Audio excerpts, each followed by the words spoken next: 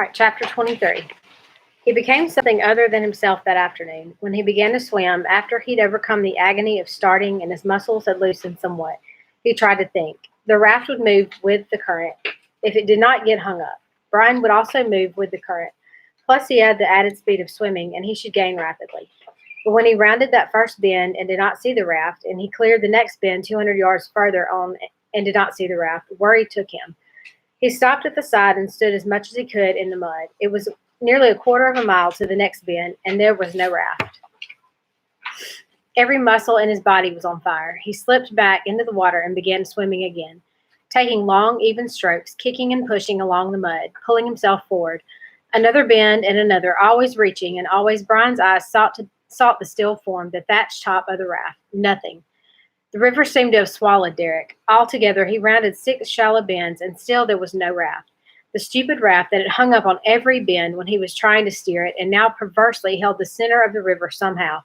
There was nothing but the green wall all along either side, the trees that grew higher and higher now that the rock hills were passed, until they nearly closed over the top of the river, the green wall that closed in and covered him as he slid along the water, wanting to scream but pulling instead, always pulling, a stroke, then another stroke, until there was not a difference between him and the water, until his skin was the water and the water was him, until he was the river and he came to the raft.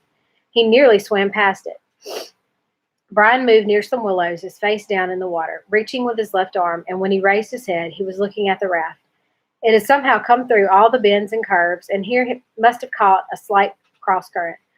The raft had moved to the outside of a shallow curve, and it glided back beneath some overhanging willows and low trees.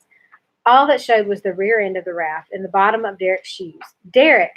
Brian's hand had almost brushed the raft, but had he not looked up at the exact point that he would have missed it.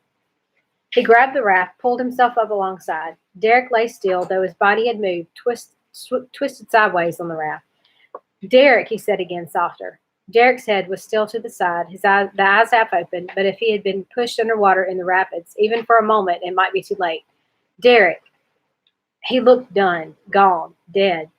Brian tried his wrist, but could feel no pulse. He watched Derek's chest, but it didn't seem to move. He leaned down, put his ear against Derek's mouth, held his breath. There, softly on his ear, a touch of breath. Once, then again, small puffs of air. Derek. He was alive, still alive. It was as if everything came loose in Brian at the same time. His body, his mind, his soul were all exhausted, and he fell across Derek, asleep or unconscious, fell with his legs still in the water. Derek.